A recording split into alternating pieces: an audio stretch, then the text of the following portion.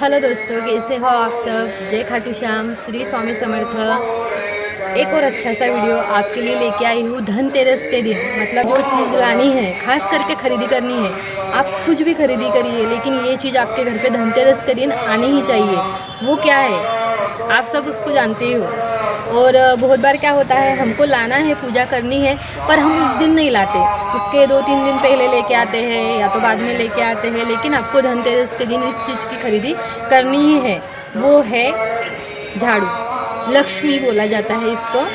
और अभी तो बहुत से लोग क्या करते हैं, वो बड़े वाले डस्टलेस जो झाड़ू रहते हैं वो लेके आते हैं। लेकिन लक्ष्मी पूजन के दिन जिस चीज़ का सबसे ज़्यादा महत्व है वो है ये, इसको बोलते हैं झाड़ू। आपको पता ही होगा, आपके घर पे भी लाते ही होंगे, क्योंकि हमारे घर में शादी हो, हमारे घर में वास्तु पूजन हो, हमारे घर में कोई भी शुभ कार्य हो, तो ऐसी बहुत सी चीज़ें हैं जो सबसे पहले खरीदी की जाती है।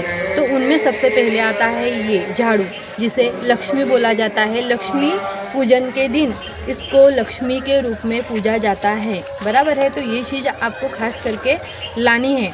और विशेष करके ये चीज़ आप जब खरीदी करोगे तो आपको उस वक्त किन चीज़ों का ध्यान रखना है वो मैं आपको बताती हूँ। जिस वक्त आप ये खरीदी करने जाओ, जिस भैया के पास में या जिस भी दीदी के पास में आप ये खरीदी करने जा रहे हो, तो उनको ज़्यादा मोल भाव मत करिए, क्योंकि अपने घर में अपन लक्ष्मी लेके आ रहे हैं। अपने घर में क्या लेके आ रहे हैं अपन? लक्ष्मी, वो भी धनतेरस के दिन। तो जिस दिन अपन लक्ष्मी अपने घर में लेके आ रहे हैं, तो हमारी इतनी मतलब हम इतने ऊंचे हो गए या हमारी इतनी पात्रता हो गई कि हम लक्ष्मी की कीमत लगाए। उन्होंने जो भाव हमको बोला, जैसे ज़्यादा से ज़्यादा ये 30-40 रुपये तक आएगी, उससे ज़्यादा नहीं आएगी, तो आप उल्टा इसके ऊपर 1 रुपया जो शुभ प्रतीक माना जाता है, 1 रुपया उनको ज़्यादा दीजिए।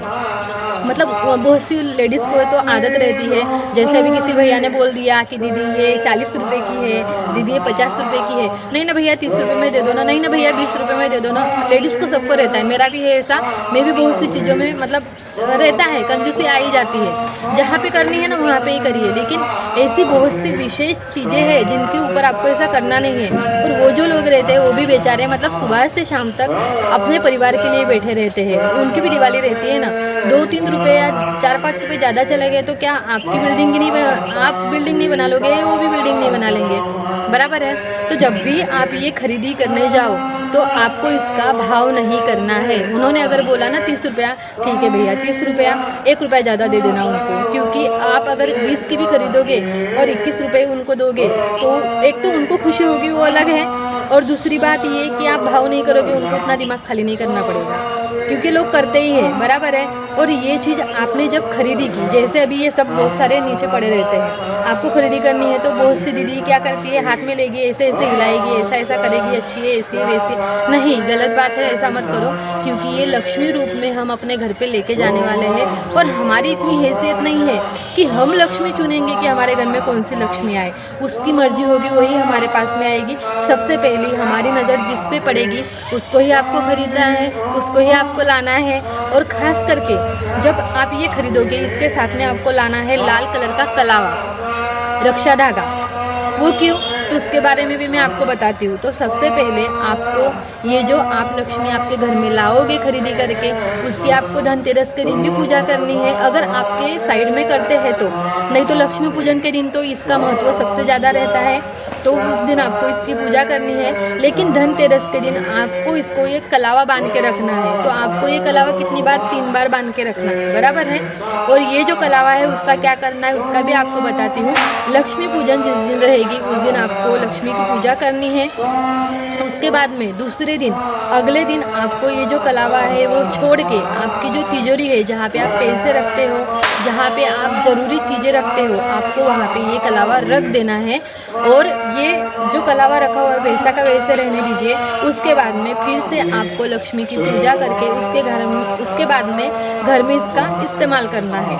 तो देखिए, जिस तरीके से अभी ये मैंने अभी लक्ष्मी पूजन के दिन मतलब धनतेरस के दिन लाया, लक्ष्मी पूजन के दिन मैंने मस्त इसकी पूजा कर ली। इसमें लक्ष्मी माता विराजमान होते हैं, ऐसा है वैसा है, अपने को सब पता है। लेकिन अगले दिन क्या होगा, इसको लिया रख दिया ऊपर, यूज़ ही नहीं कर रहे, उसके बाद में कहीं पे भी कचरे में डाल दिया। नहीं, ऐसा आपको नहीं करना है। इससे आपको आपके घर की जो दरिद्री रहती है, जो आपके घर का कचरा रहता है, आपके घर की नेगेटिविटी रहती है, इससे आपको निकालना है। बहुत से लोग तो क्या करते हैं, खरीदी करेंगे, भाव करेंगे और अपने घर में जो नौकर वगैरह आते हैं उनको दे देते कि भैया तू संभाल। नहीं नहीं, इससे आपको आपके घर के मंदिर की सफाई करनी है, मतलब मंदिर के आजू बाजू में, नीचे मंदिर का नहीं बोल रही हूँ मैं, उसका अलग रहता है साफ करने का। तो आपको इससे ही आपके घर में थोड़ी सी सफाई करनी है। जहाँ पे आप रंगोली बनाते हैं वहाँ पे इसका इस्तेमाल कीजिए। जहाँ पे आप भगवान की पूजा करते हो, आपका मंदिर का घर है, वहाँ पे नीचे की जगह पे आप कीजिए। ये अलग से झाड़ू रखिए ना मंदिर के लिए, मंदिर के रूम का जो झाड़ू है वो अलग ही रखिए, जो दूसरे घर में यूज़ होता है वो अलग रखिए और मंदिर के घर में जो यूज़ होता है वो अलग रखिए। उसके बाद में इसका यूज़ करते रहिए, इसका इस्तेमाल करने के बाद में इसको कचरे में मत फेंकिए। उसके बाद में इसको आप पानी में भी नहीं बहा सकते क्योंकि प्रदूषण होता है उससे भी। आपके यहाँ पे निर्माल्य का रहता होगा, अपन जहाँ पे फूल वगैरह सब डालते हैं, निर्माल्य की एक जगह रहती है जहाँ पे भगवान की सामग्री डाली जाती है। वहाँ पे आप इसको इस्तेमाल करने के बाद मतलब पूरा उसका यूज़ हो गया, उसके बाद में आप उधर इसको डाल दीजिए। लेकिन कभी भी अपने घर का झाड़ू किसी को देना नहीं चाहिए। अपने घर का झाड़ू किसी के घर में कचरा निकालने को भी मत दीजिए, किसी को गिफ्ट में भी मत दीजिए। आपको रखना है तो खुशी से, वो भी जैसे बहुत से लोग क्या करते हैं, घर में लाते हैं, पूजा करते हैं, फिर मंदिर में दे देते हैं। नहीं, ऐसा भी मत करिए। मंदिर में आपको देना है, मंदिर के लिए एक अलग से खरीदी करिए और घर के लिए जो करना है, घर के लिए आपको अलग से अपना झाड़ू रखना है। तो देखिए, इस तरीके से आपको धनतेरस के दिन ये जो चीज़ें हैं आपको खरीदी करनी है और ये बहुत महत्व की है। लक्ष्मी पूजन में इसका सबसे ज़्यादा महत्व रहता है। खास करके आपने हर चीज़ों में वास्तु शांति हो, आपके घर में शादी ब्याह हो, आप ये चीज़ें खरीदी करते ही हो, तो सबसे पहले आपको धनतेरस के दिन इसकी खरीदी करनी है। तो आपको कैसा लगा प्लीज़ कमेंट करके बताइए। और आपको अगर मेरे वीडियो अच्छे लग रहे हो तो मैं मतलब ऐसे ही वीडियो बनाती रहूँगी, कमेंट ज़रूर करिएगा। और अच्छा लगा हो तो चैनल सब्सक्राइब करिए, लाइक करिए, कमेंट करिए और श्री स्वामी समर्थ बोलना ना भूलिए। खाटू श्याम बाबा की तो आपके साथ में मतलब आशीर्वाद है ही, और हो सके तो आप स्वामी सेवा भी कीजिए। जो मेरे पास में थोड़ी सी जानकारी थी वो लेके मैं आई थी, आप ज़रूर ये करिए। और दिवाली के दिन, धनतेरस के दिन आपको और क्या क्या चीज़ें खरीदी करनी है उसके लिए भी मैं अलग से वीडियो बनाऊंगी, उसके बारे में भी आपको बताऊंगी। तो वो जानकारी भी आप ज़रूर रखिएगा, क्योंकि बहुत से बार अपन क्या करते हैं, जिस दिन हमको जो खरीदी करनी है वो खरीदी नहीं करते, दूसरी खरीदी कर देते हैं। उसका परिणाम बहुत गलत होता है। हमको पॉजिटिव चीज़ें मिलने की जगह हमारा सब नेगेटिव चीज़ों का पाला पड़ जाता है। तो आपको धनतेरस के दिन और क्या खरीदी करनी है उसके लिए मैं और वीडियो बनाऊंगी, उसके बारे में भी मैं आपको बताऊंगी। और ऐसे ही चैनल को मतलब कमेंट करके, लाइक करके आगे बढ़ाइए, बस यही बोलना है। अगर आपको अच्छा लगा हो, अगर आपको पसंद आया हो वीडियो, तो एक कमेंट ज़रूर कर दीजिएगा कि आपको मैं जो बता रही हूँ आपको कैसा लग रहा है। बाकी सब चीज़ें श्रद्धा पे निर्भर करती है, विश्वास पे निर्भर करती है। और देखो, भगवान को जो मानते हैं, भगवान को जो जानते हैं और भगवान की शक्ति को जो मानते हैं ना, उनको जीवन में कोई हरा नहीं सकता और उनको भगवान का साथ मिलता ही रहता है। भक्ति कीजिए, भाव रखिए, श्रद्धा रखिए, किसी का मन दुखाइए मत। जो गरीब लोग हैं उनको हेल्प करिए। अपनी वजह से किसी के जीवन में खुशियाँ आए, अपनी वजह से किसी के जीवन में उसको सफलता मिले और अपनी वजह से किसी को कामयाबी मिले।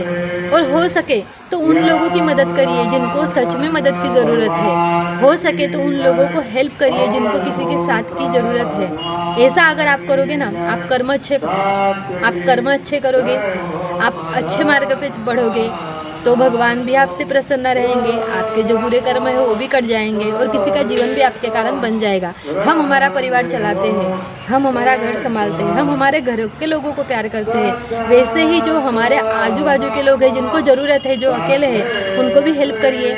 क्योंकि देखो, जो लोग बहुत पैसे वाले हैं या जिनको ज़रूरत नहीं है, आप उनकी हेल्प करोगे ना, उनको कोई किसी बात की आपका मतलब किया हुआ चीज़ों का उपकार नहीं रहेगा।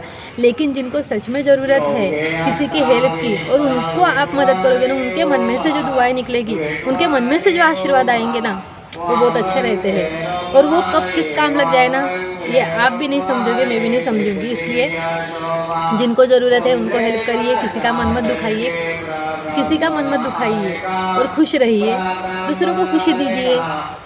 श्री स्वामी समर्थ। जय खाटू श्याम।